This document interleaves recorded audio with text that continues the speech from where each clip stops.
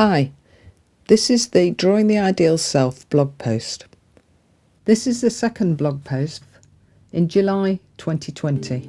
It is written and read by Heather Moran. PCP and autism. PCP does not offer an explanation for why there are people with autism. Although evolutionary theory might, it seems to make sense that society does need to be diverse to facilitate its survival. Without a range of skills and abilities, society would be less strong and have fewer possibilities. The way that autism is defined is tautological. Autism is what is defined as autism. I've seen it change in my lifetime, from a condition thought to apply to only very few people with additional learning disabilities, to one used to describe very many more. Our society has become increasingly focused on sociability, particularly in schools and at work. The number of people diagnosed has risen. Now we're at a point where the demand for assessment far exceeds the capacity, at least in the UK's NHS. Of course, any diagnosis is a construction, with society determining what it is. In PCP terms, this is commonality, shared construing between people. Societies and organisations have decided what makes autism and agreed that it is a problem that needs noting. People with autism are grouped together by the diagnosis because they share core difficulties with social communication and adapting to situations and experiences. They're also more likely to have difficulties with sensory processing, although those problems are not exclusive to autism. I have pretty much always had a PCP approach to thinking about autism and its core problems. This is probably because I came across them at a similar time in the early 1980s when I was a residential social worker in a school which nowadays would be full of people diagnosed with autism, ADHD or attachment disorder. The school used a combination of behavioural and psychotherapeutic approaches. On my first visit, I met William, who spent the morning connecting and reconnecting wires to a battery to make a light light up. He did not get bored and immediately returned to the task whenever he was obliged to leave it. The place was noisy, with boys playing and plenty of disagreements to watch, but William did not look at what they were up to. He smiled to himself as he enjoyed what he was doing. When I spoke to him, he was clearly not interested in chatting. I was so curious about William and how and why he would want to spend his morning doing that. I found out that he had a number of invisible animal companions that he did speak to, but that he showed no interest in relating to his peers. I wanted to know about William's internal world. Why was he so different to most 11-year-olds? I wondered what he thought about and what he wanted out of life and whether I'd be able to make any kind of relationship with him. My knowledge was drawn from psychotherapy, psychiatry and education, and none of their theories worked well to explain or to understand William. He drove some staff mad with his behaviour, largely because they treated him as if they had to draw him out of some sort of distressed aversion to people, or as if he was being deliberately oppositional. I spent a lot of time with him, and I did not see that in him. He was not afraid of the world, nor of relationships. William just had different interests. He had views, but they were not emotional as staff thought. I worked with William in various roles through my 5 years at the school, and we did develop a relationship in which we could share jokes, talk about things, and spend time together doing things he enjoyed. Gradually, I persuaded him to try some new things, and at 15 he read his first comic and loved the slapstick humour. William challenged every aspect of the school and residential system because his priorities were different, and I loved that about him. He did not bow to social pressures. He did what he saw as fair and reasonable. Once I understood his perspective better, I was able to help other staff to adjust their way of relating to William, and he grew into a young man who was seen as funny and very direct. His sharp wit became appreciated by his peers, and less staff attention was paid to trying to get him to stop doing things that caused no one any harm. William had a profound effect on me. I learned that I had to persist and be creative if I wanted to help young people like him, and that the most important thing was to find out how those young people made sense of the world, and then help other people to understand them better. Autism is a condition defined in relation to other people. To me, the core of what is defined as autism is about construing. It is about an orientation towards the world.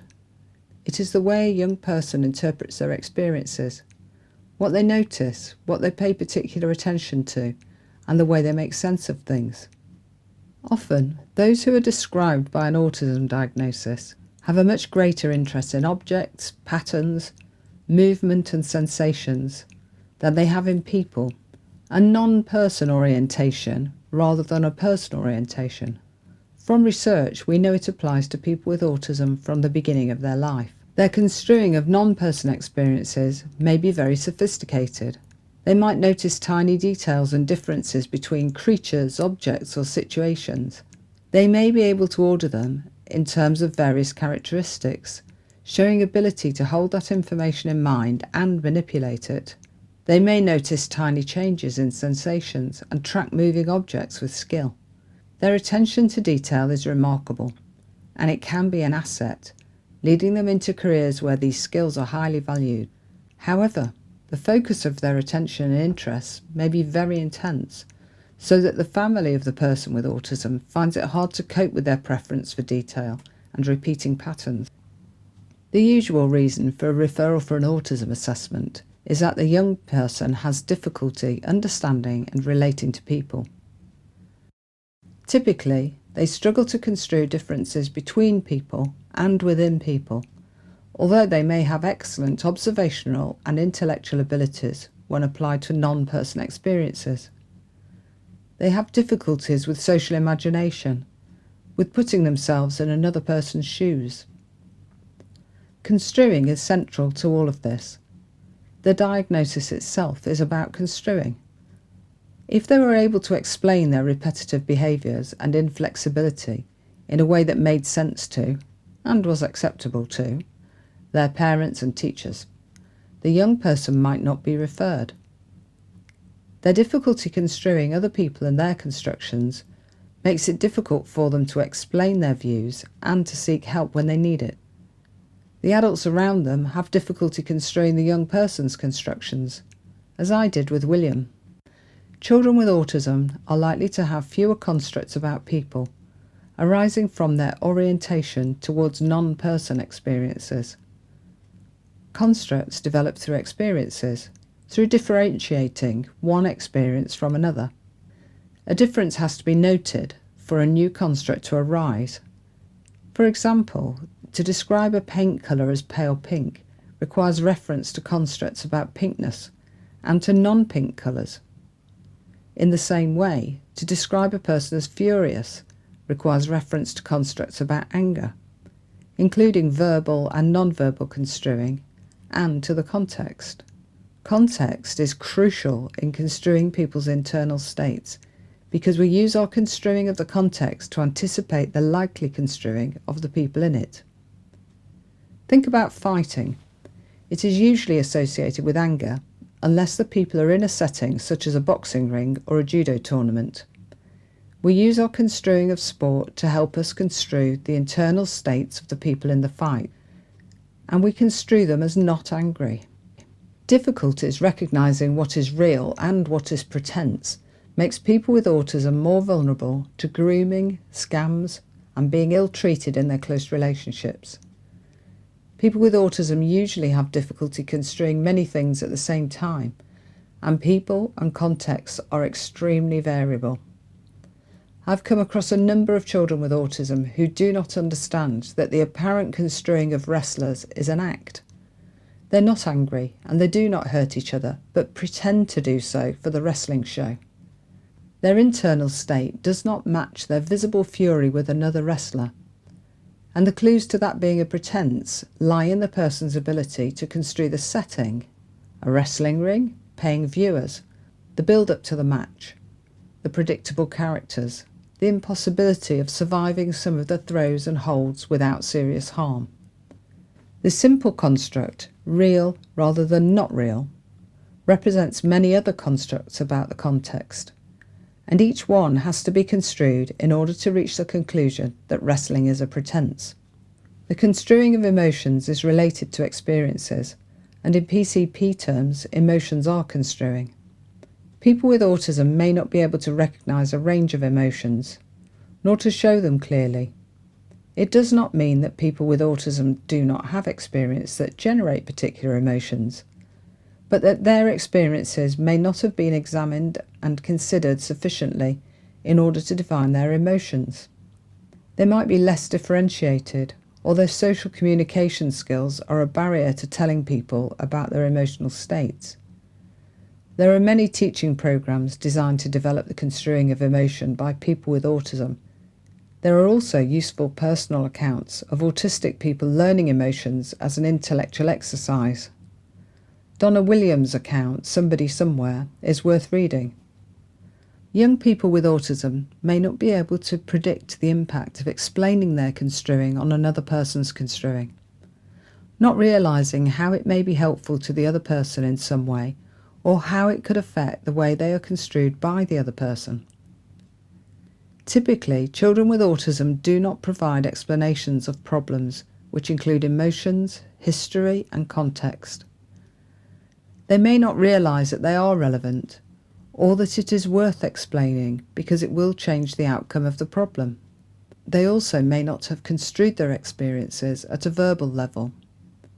The teacher, therefore, might not be able to understand why the child has immediately hit the bully so hard when he was tripped over by him in what seems to the teacher to have been an accident. The explanation would require the child with autism to construe the constructions of the teacher, the context, and the school disciplinary system, and to explain that construing. Their social communication difficulties make this too difficult, and often they will not be able to explain something which puts themselves in a good light.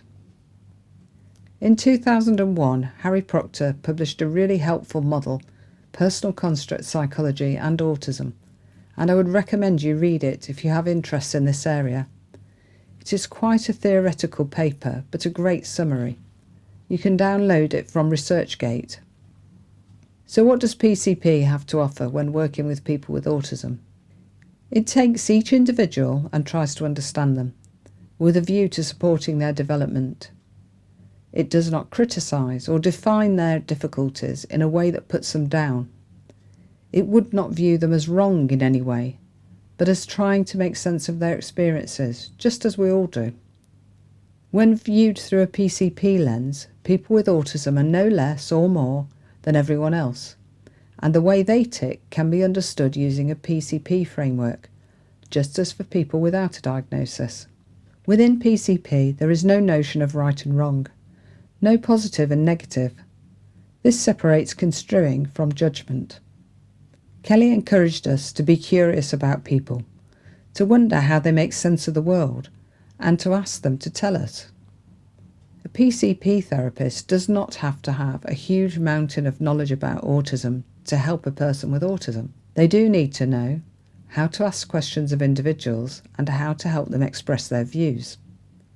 Of course, studying autism intellectually is interesting, but I'm conscious that the knowledge base is related to the research findings, and that the research is funded according to the theories held by a much smaller subsection of society. I wonder what research might be done if people with autism determine the direction of research in autism. My experience and research suggests that people with autism do not typically have one problem or diagnosed condition. They also have a myriad of background factors, not least being their family situation and developmental experiences. An advantage of a PCP approach is that it doesn't matter how many diagnoses a person has. They may have a number of additional conditions, or with a set of guidelines of best practice for assessment and intervention. It is common for research studies to include people with single conditions and to exclude people with the murkiness of a number of diagnoses. This is a recognition of the difficulty of studying people. However, what should therapists do? Follow the guidance for all the conditions? Follow only some. Pick and choose which to follow. A PCP approach to working with people cuts right through this. The focus is on the individual and what they make of their experiences. Their diagnoses do not determine the direction of therapy, but they may inform the delivery of therapy. PCP is an approach which is flexible. A therapist can use a range of techniques, and there are none that must be used. If you want to learn more about using a PCP approach with young people with autism, read the books and papers relevant to children. If you would like a free taster, there is a downloadable ebook on my website, which has interesting examples of casework. So that's all for today. If you'd like to think about the issue and have a discussion, remember you can go to the website drawingtheidealself.co.uk and add your comments there. And if you've got ideas for other topics, remember to send me an email to drawingtheidealself@icloud.com. Okay, have a good month.